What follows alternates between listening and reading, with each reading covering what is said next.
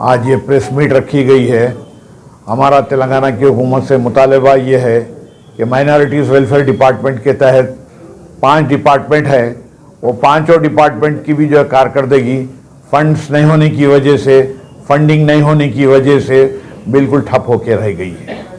जैसा कि आज से पहले जब इलेक्शन आया था तो उस टाइम पे कांग्रेस की हुकूमत ने और रेवंत रेड्डी साहब कांग्रेस के सदर थे, उन्होंने बहुत सारे वायदे किए और डिक्लेरेशन वगैरह भी आवाम के दरमियान में लाए।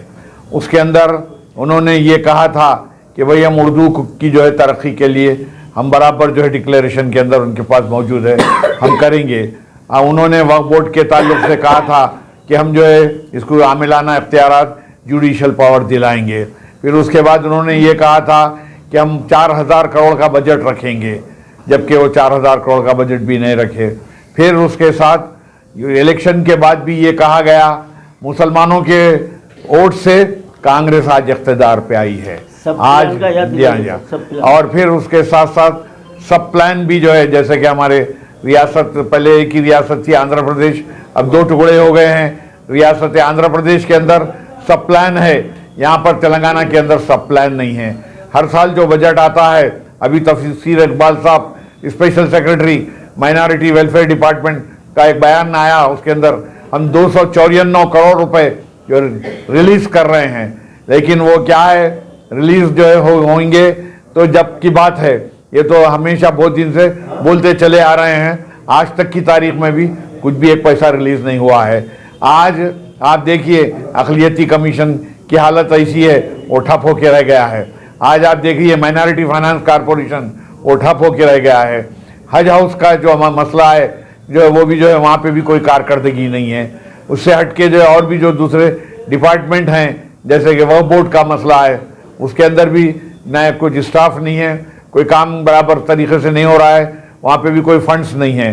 फिर उसके साथ बड़े अफसोस के साथ ये कहना पड़ता है इस मौके के ऊपर, कांग्रेस की हुकूमत तो आ गई लेकिन एक मुसलमान आदमी को भी जो है मिनिस्ट्री में नहीं लिया गया है। ये बड़े अफसोस की बात है, जबकि आप कह रहे हैं कि हम मुसलमानों की मदद से, उनके वोट से हम जो है जीते हैं, तो ये कौन सा इंसाफ है, ये बात ठीक नहीं है। तो आज मुझसे पहले भी हमारे अजीज़ पाशा साहब, साबिक़ा MP साहब, हमारे इनायत अली बाखरी साहब, खैरुद्दीन सूफ़ी साहब ने बहुत अच्छे बातें बताई। मैं इस मौके पे ये कहूँगा कि भाई जैसा कि एक बात बता रहा हूँ, आज जो करप्शन है जो डिपार्टमेंटों में, उसके ताल्लुक से भी गुज़िश्ता हुकूमत एक CBCID की इंक्वायरी जो डाले थे, और वो रिपोर्ट जो वक्फ बोर्ड के अंदर क्या क्या धांधलियाँ हुए हैं, किधर किधर हुए हैं, वो आज तक भी कोई रिपोर्ट मंजर यहाँ पे नहीं आई है। फिर जबकि टिमरीज एक इदारा बनाया गया है, उसके अंदर भी जो है बेहिसाब जो है करप्शन है। उसके अंदर जो आपके जनरेटर्स खरीदे गए, बल्कि बताया जा रहा है कोई जनरेटर का आता है ना पता है। वहाँ पर कैमरे खरीदे गए हैं, बताया जा रहा है कुछ भी नहीं है। वहाँ पे फंड जो है मनमानी तरीके से जो है दिया गया, वो सब उसका भी कोई हिसाब नहीं है। बड़ी मुश्किल से 1 साल का वहाँ पर ऑडिट हुआ, बाकी का अब तक कोई ऑडिट ही नहीं हुआ। फिर उससे हटके भी वक्फ बोर्ड के अंदर भी बराबर जो आमदनी हो रही है उसका कोई ऑडिट नहीं है। वक्फ बोर्ड के अंदर भी जो है स्टाफ की कमी की वजह से जो कोई काम सही तरीके से नहीं हो रहे हैं। वो जो इससे पहले रिकॉर्ड सेक्शन को जो सील कर दिया गया था, वो आज तक भी सही ढंग से वो खोला नहीं गया है।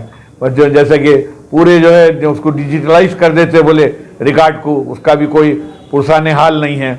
आज आप देख रहे हैं कि भाई उर्दू के ताल्लुक से भी उर्दू एकेडमी के अंदर भी जो एक किस्त दी गई, आज तक दूसरी किस्त नहीं दी गई है। वहाँ पर भी जो है जैसे कंप्यूटर सेंटर था, लाइब्रेरीज थे, वहाँ पर और भी ओकेशनल ट्रेनिंग के कई कोर्सेज होते थे, और अदीब शोरा वगैरह को भी कुछ फाइनेंशियली मदद दी जाती थी, वो सब ख़त्म हो गई है।